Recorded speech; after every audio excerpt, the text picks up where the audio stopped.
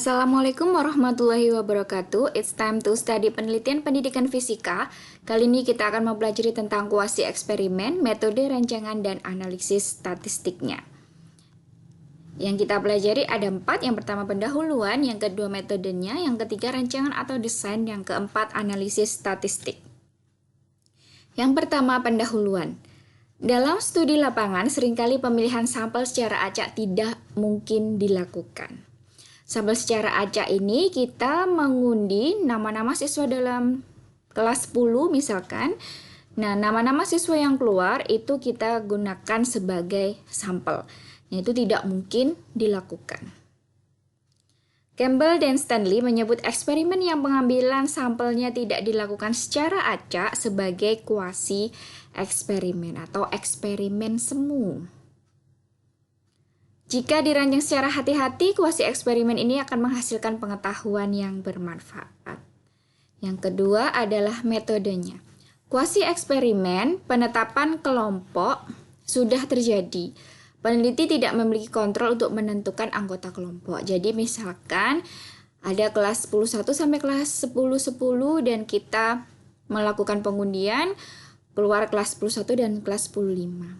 Jadi kelas 10-1 dan 10-5 ini kita gunakan sebagai sampel di mana anggota kelompoknya sudah terbentuk.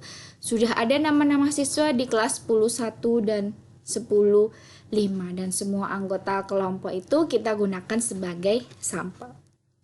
Atau kalau dalam teknik sampel kita menggunakan cluster random sampling.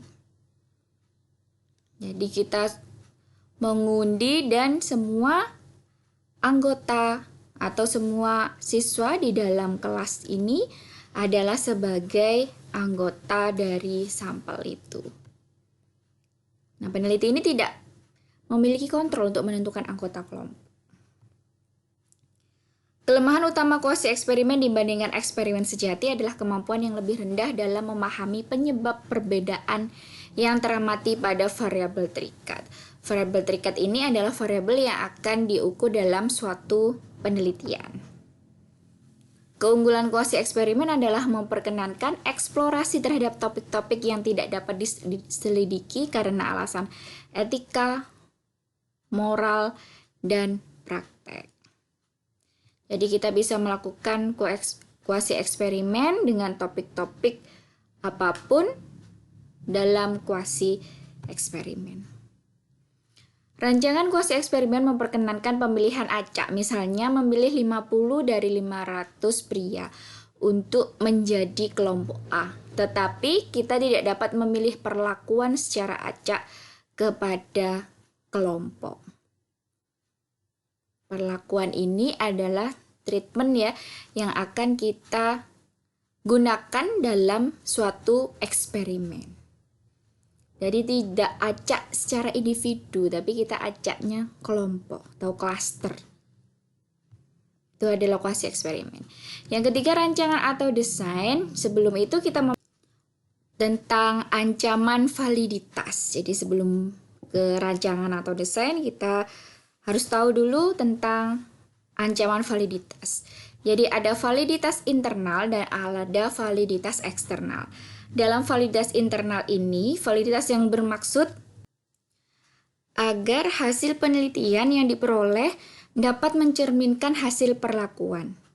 Pengendalian validitas internal ini dilakukan agar hasil penelitian benar-benar akibat dari perlakuan yang diberikan. Misalkan kita mau menerapkan model pembelajaran problem based learning untuk meningkatkan prestasi belajar. Jadi, dengan mengendalikan validitas internal ini, kita akan mendapatkan hasil peningkatan prestasi belajar itu benar-benar karena diterapkannya model pembelajaran problem based learning. Misalkan lagi adalah pengaruh model pembelajaran inquiry terhadap kreativitas siswa. Nah, dengan validitas internal ini, dengan mengendalikan validitas internal ini, kita lakukan agar benar-benar kreativitas siswa ini meningkat karena pengaruh dari model pembelajaran inquiry, bukan pengaruh faktor yang lain. Maka validitas internal ini harus dikendalikan. Sedangkan validitas eksternal, validitas yang mengacu pada kemampuan generalisasi suatu penelitian. Jadi pengendalian validitas eksternal agar hasil penelitian dapat digeneralisasi. Jadi kalau dalam penelitian kuasi eksperimen itu kita menelitinya di sampel dan hasilnya bisa digeneralisasi ke populasi. Nah, dengan pengendalian validitas eksternal ini agar hasil penelitian itu dapat digeneralisasi atau diperlakukan ke situasi lain yang belum diteliti. Belum diteliti misalkan dengan diberlakukan di sekolah lain itu bisa. Nah, jenis-jenis ancaman validitas internal ada sejarah atau histori. Histori ini adalah kejadian yang berlangsung pada saat bersamaan dengan perlakuan dapat menghasilkan efek yang teramati. Sedangkan maturasi atau maturation adalah perubahan yang terjadi secara alamiah sepanjang waktu, dapat keliru dikira sebagai efek dari perlakuan. Misalnya kita mau meneliti variabel terikatnya prestasi belajar, kemudian kita mau melihat peningkatan prestasi belajar dengan penerapan model pembelajaran problem based learning misalkan. Nah, ini terjadi ada perubahan alamiah pada diri siswa, misalkan siswa yang biasanya kurang rajin belajar tiba-tiba sangat rajin belajar sehingga prestasi belajarnya meningkat. Itu bukan dikarenakan model pembelajaran PBL yang diterapkan, sehingga di sini bisa keliru dikiranya efek dari model pembelajaran PBL padahal tidak.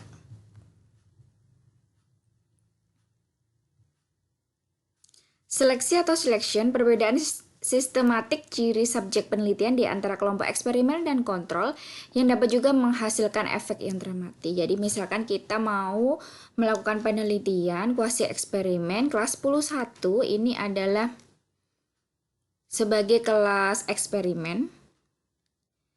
Ini mau kita belajarkan menggunakan model pembelajaran PBL tadi. Kelas 10-5 dengan pembelajaran konvensional. Konvensional ini adalah model pembelajaran yang biasanya digunakan guru. Ini sebagai kelas kontrol. Nah, antara kelas 10-1 dan 10-5 ini mau kita lihat bagaimana peningkatan prestasi belajarnya. Kelas 10-1 dengan model pembelajaran PBL, 10-5 dengan pembelajaran konvensional. Nah, ternyata kelas 10-1 dan 10-5 ini pengetahuan awalnya berbeda. Yang anak 10-1 ini memang anak-anak yang pintar. Kelas 10-5 ini anak-anak yang kurang. Nah, ini bisa menjadi ancaman validitas internal di seleksi. Sehingga nanti hasilnya yang kelas 10-1 prestasi belajarnya sangat meningkat. Kalau yang 10-5 tidak meningkat, misalkan seperti itu. Nah, ini bukan karena pengaruh dari model PBL, tapi bisa karena memang ciri subjek antara 10-1 dan 10-5 ini berbeda. 10-1 anaknya pintar-pintar, yang 10-5 anaknya kurang. Mortalitas atau mortality atau mundurnya atau hilangnya subjek penelitian saat perlakuan. Jika peristiwa kehilangan tersebut secara sistematis berkorelasi dengan kondisi perlakuan. Jadi misalkan ada siswa yang misalkan kita menelitinya selama 1 bulan, 4 minggu. Nah, ini ada dalam satu kelas itu ada 30 siswa yang kita teliti. Nah, tiba-tiba dalam minggu ketiga ini banyak siswa yang izin karena misalkan ada suatu kegiatan ekstrakurikuler yang mengharuskan siswa mengikuti suatu lomba misalkan, jadi kehilangan separuhnya 15. Nah, ini bisa menjadi ancaman validitas internal mortalitas. Instrumentasi, sifat dasar sebuah instrumen pengukuran mungkin berubah dalam cara tertentu sesuai dengan perubahan waktu atau kondisi sehingga perubahan tersebut dapat keliru dikira sebagai efek perlakuan.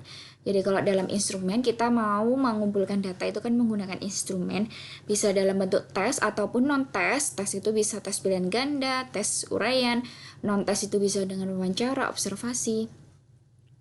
Nah, ini mungkin berubah. Nah, maka untuk menghindari ini kita harus membuat instrumen yang valid dan reliable. Yang valid itu bisa mengukur apa yang mau diukur dan reliable itu acak.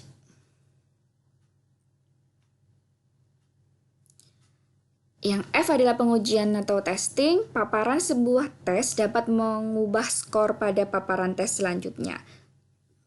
Sebuah peristiwa yang dapat keliru dikira sebagai efek perlakuan. Misalkan dalam penelitian kuasi eksperimen itu kita menggunakan ada pretest, ada tes awal, dan ada tes akhir atau post-test. Dalam pretest ini nilai siswa sangat jelek, misalkan 30. Karena dia mendapatkan nilai 30, dia les di luar, misalkan les, atau dia berusaha belajar lebih giat lagi, sehingga ketika post-test dia bisa mendapatkan nilai 100. Nah, ini bisa menjadi ancaman validitas internal dalam pengujian. Dikiranya efek dari perlakuan. Perlakuannya misalkan menggunakan model PBL tadi terhadap prestasi belajar. Padahal karena dari tes tadi yang dia awalnya rendah, kemudian dia les atau belajar lebih giat, akhirnya mendapatkan nilai 100.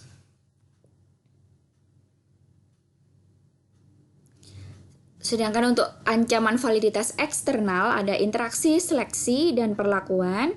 Interaction of selection and X, biasanya kalau perlakuan itu disimbolkan sebagai X, di mana akibat yang muncul bila subjek tidak dipilih secara acak, sehingga seleksi subjek yang berbeda diasosiasikan dengan ketidakvalidan internal.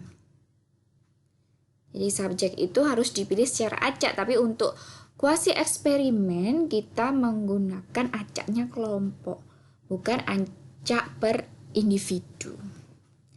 Yang B, interaksi tes dengan perlakuan atau interaction of testing and X, di mana biasanya sering muncul bila respon subjek berbeda pada setiap perlakuan karena mengikuti tes. Jadi yang hampir sama seperti yang tadi. Jadi ketika ada tes, dia bisa memberikan respon yang berbeda pada tes yang lain.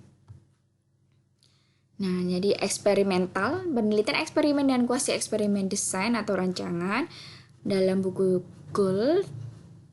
Ini ada single group design, ada source of invalidity adalah validitasnya, ada internal dan eksternal. Jadi di sini sudah saya jelaskan tadi, history itu apa, matur ratio itu apa, seleksi dan mortality. Di dalam bahasa Inggrisnya, kalau dalam one suitcase study atau studi kasus, ini simbolnya X. O. Ini X ini adalah dalam semua yang ditulis di sini nanti, X ini adalah perlakuan. O ini adalah post-testnya atau tes akhirnya. Yang ini adalah tes akhir atau post-testnya. Validitas internalnya, ancaman validitas internalnya adalah sejarah, maturasi, seleksi, dan mortalitas. Sedangkan eksternalnya, interaksi antara seleksi dengan X. X di sini adalah perlakuan. Perlakuan itu misalkan kita mau melakukan penelitian kuasi eksperimen dengan menerapkan model PBL terhadap prestasi belajar. Nah, model PBL itu adalah perlakuannya. Ada one group pretest post-test design, kalau bentuknya seperti ini. Yang awal ini adalah pretest atau tes awal, ini X perlakuan, dan yang belakang adalah post. Ini biasanya ditulis di mana sih dalam skripsi? Ini ada di bab 3. Biasanya kita menulisnya boleh seperti ini. 01, X, 02. Kemudian di dalam bab 3 itu kita jelaskan keterangan 01 itu adalah tes awal. Misalkan tes awal prestasi belajar. Prestasi belajar ini variabel terikat yang mau kita ukur. X itu perlakuan, 02 itu adalah tes akhir prestasi belajar. Nah, dalam one group pretest post-test design ini berarti ini cuma satu kelas kalau dalam bentuknya seperti ini. Karena ini single group ya, berarti satu kelas. Ada validitas internalnya, ada histori, maturasi, pengujian instrumen, interaksi, seleksi, dan faktor yang lain. Jadi banyak ancaman validitas internalnya. Kalau eksternalnya, interaksi antara pengujian dan perlakuan, dan interaksi antara seleksi dan perlakuan. Ada time series design, desain runtut waktu, jadi ini banyak sekali, ada 0, 0, O, sampai 4 kali, X, kemudian O lagi. Jadi di sini kita lakukan pretest itu ada 4 kali. Misalkan ini minggu pertama, minggu kedua, minggu ketiga, minggu keempat, kita baru melakukan perlakuan. Misalkan perlakuannya selama 1 bulan. 1 bulan berarti kemudian ini 1 bulan itu biasanya berapa? 4 minggu ya. 4 minggu berarti sampai minggu ke-8. Ini berarti minggu ke-9 kita post test. Minggu ke-10, minggu ke-11, minggu ke-12. Ini time series design. Ancaman validitas internalnya adalah histori atau sejarah. Eksternalnya ada interaksi antara pengujian dan perlakuan. Ini untuk single group. Jadi kita menelitinya hanya satu kelas. Sekarang untuk yang kontrol group design. Jadi ada kelas eksperimen dan ada kelas kontrol. Yang pertama adalah pretest, post-test, kontrol group design. Ini nanti ditulis di bab 3 ya. Jadi kalau yang atas seperti ini, yang ada X-nya ini berarti kelas eksperimen. Yang ini adalah kelas kontrol. Jadi misalkan kita mengundi secara cluster random sampling, ini kelas 10.1, ini kelas 10.5. Nah, kalau yang di depannya ada O, berarti di sini misalkan O1, O2, 1, O2. Yang depan ini, sebelum perlakuan ini adalah pretestnya atau tes awalnya. Kemudian X ini perlakuannya. O2 ini adalah post-testnya atau tes akhirnya. X ini menggunakan apa itu perlu dijelaskan. Menggunakan model PBL atau menggunakan model konvensional dan model yang lainnya. Nah, ancaman validitas internalnya tidak ada, sedangkan eksternalnya interaksi antara pengujian dan perlakuan. Yang kedua, post-test only control group design. Jadi ada 2 kelas. Ini kelas eksperimen karena di sini ada perlakuannya. Ini ada kelas kontrol. Untuk kelas kontrol itu tidak harus perlakuannya dengan pembelajaran konvensional. Misalkan dalam pembelajaran kooperatif untuk yang kelas eksperimen kita menggunakan model inquiry ya. Kemudian untuk yang kelas kontrol kita menggunakan model POI, predict, observe, experiment misalkan. Nah, kalau di post-test only, karena post-test only, di sini tidak ada nolnya, berarti di sini tidak ada pretest, tidak ada tes awal. Jadi langsung perlakuan, kemudian langsung post-test.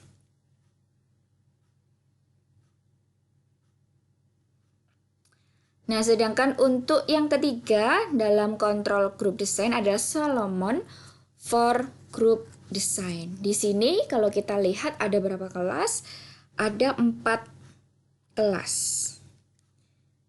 Misalkan kalau kita lihat dari sini ya, ini misalkan 01, 02, 01, 02, 02, 02. Nah, di sini kita menggunakan 4 kelas.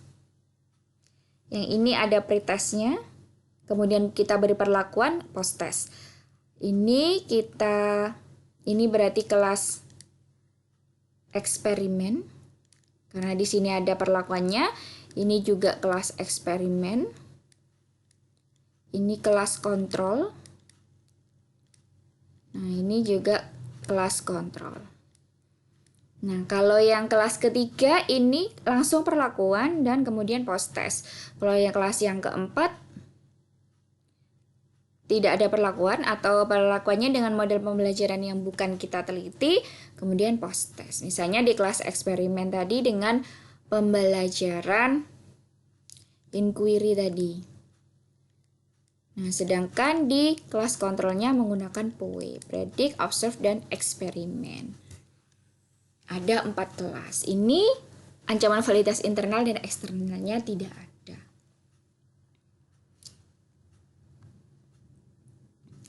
Jadi one shot case tadi atau studi kasus ini diagramnya tadi seperti ini ya. Ini X-nya perlakuan. Setelah perlakuan diberikan post test. Jadi tidak ada pretest di sini.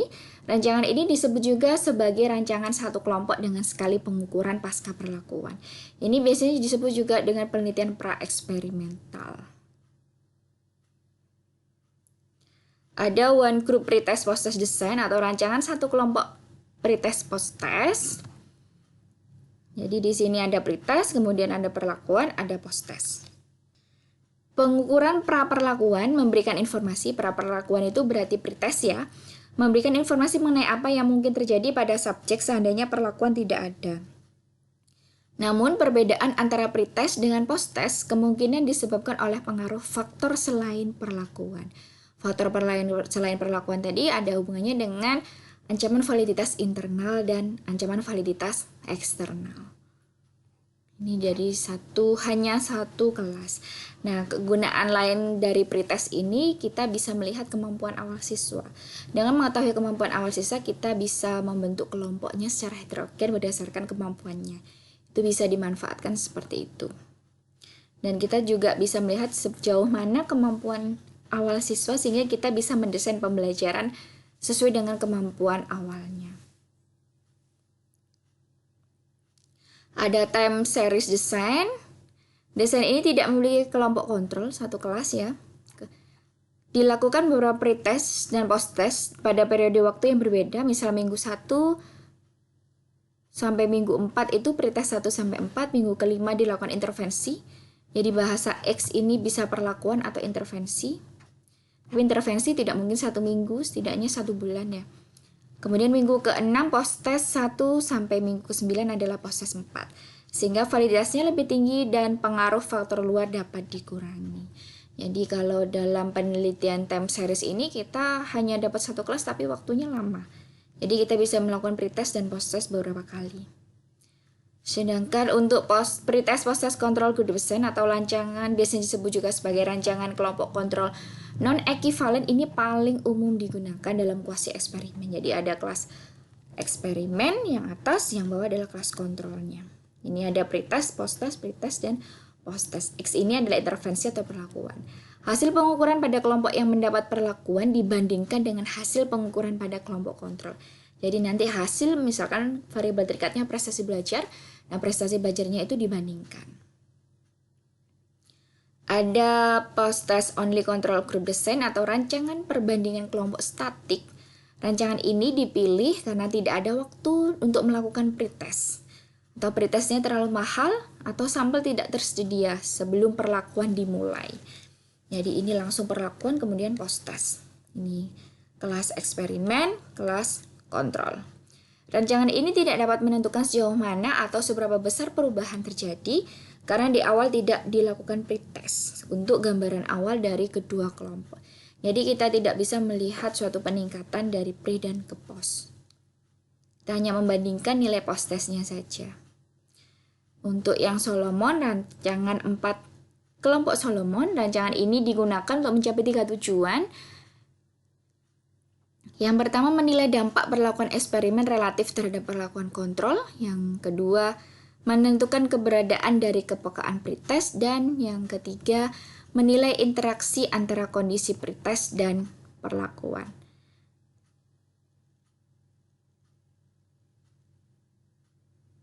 Sekarang adalah analisis statistiknya. Jadi kalau kita memilih desainnya di bab 3 itu, kalau di bab 3 kan kita juga menulis desain, rancangan, kita juga menulis ujinya menggunakan uji apa. Nah, di sana kalau desainnya seperti ini, studi kasus atau satu kelompok ada perlakuan dan post test. Kita bisa menggunakan uji T1 sampel. Uji T1 sampel itu gimana? Nanti dipelajari di mata kuliah statistika. Desain ini kurang mampu menentukan adanya perubahan sebab tidak punya perlakuan, jadi tidak ada pretestnya. Menentukan apa yang terjadi seandainya tidak ada perlakuan dikarenakan tidak adanya kelompok kontrol. Kemudian untuk rancangan satu kelompok pretest posttest, ini bisa dianalisis menggunakan uji T sampel berpasangan atau pair sampel t-test. Nah, ini harus dicek apakah data terdistribusi normal dan homogen. Jadi dalam analisis statistik itu ada parametrik, sekilas tentang statistik, dan non-parametrik.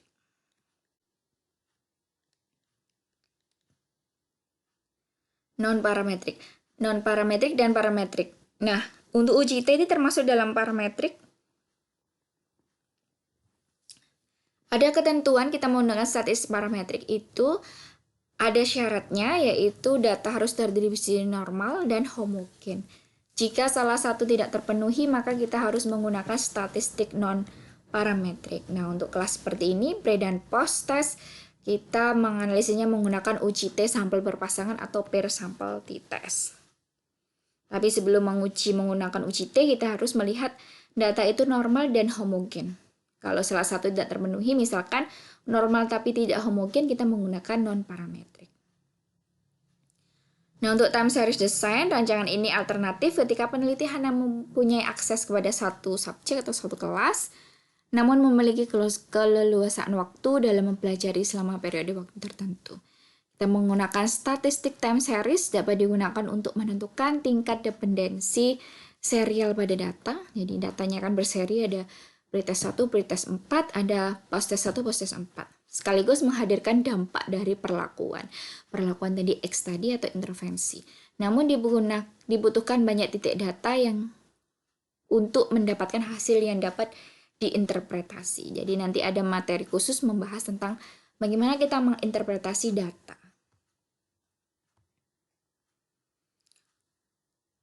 Rancangan kelompok kontrol non-ekivalen atau pretest basis control group design ini kan yang paling umum digunakan, yang paling sering digunakan. Ini kita menggunakan analisis kovarian. Biasa digunakan untuk menangani masalah ini. Analisis kovarian secara statistik mengurangi dampak perbedaan kelompok awal dengan membuat pengaturan kompensasi terhadap rata post-test dari kedua kelompok. Nah, ini harus dicek apakah data memenuhi asumsi-asumsi ANCOVA. Jadi kita menggunakan uji ANCOVA. Analisis covariance of variance. Kovariannya ini adalah sebagai variabel kontrolnya. Misalkan variabel kontrolnya adalah prestasi belajar awal atau kreativitas awalnya. Kita dapatkannya dari mana? Dari nilai pretest. Bagaimana ANCOVA itu? Nanti dipelajari di statistika. Untuk rancangan perbandingan kelompok statik, jadi yang hanya post-test only control group design, ini menggunakan uji T. Tapi uji T sampel bebas. Perbedaan skor rata post-test antara kelompok eksperimen dan kontrol ini nanti dibandingkan.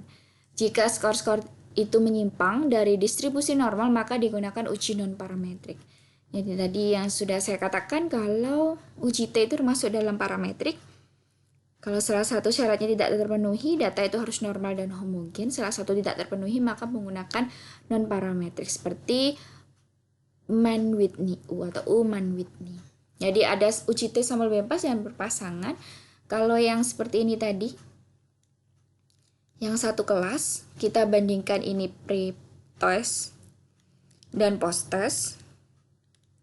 Kalau di sini ada kelas eksperimen, ini kelas kontrol. Nah, kalau bentuknya seperti ini desainnya, ini uji T, sama-sama uji T. Tapi kalau bentuk desainnya seperti ini, uji T-nya sampel bebas. Sedangkan kalau hanya satu kelas yang dibandingkan adalah pretest dan posttest, ini uji T sampel berpasangan. Bagaimana mengujinya? Contohnya bagaimana dipelajari di mata kuliah statistika. Sedangkan untuk Solomon for Group Design, rancangan 4 kelompok Solomon, kita menggunakan analisis varian multivariat atau MANOVA pada 2 variabel terikat. Jadi MANOVA ini kita gunakan jika jumlah variabel terikatnya lebih dari 2 variabel terikat. Melakukan analisis masing-masing variabel terikat secara terpisah dengan analisis varian akan diketahui dampak masing-masing faktor dan juga interaksi antara faktor terhadap variabel terikatnya. Nah, terima kasih. Sekian pembahasan tentang kuasi eksperimen dari pendahuluan, metode, rancangan, dan analisis statistik. Assalamualaikum warahmatullahi wabarakatuh.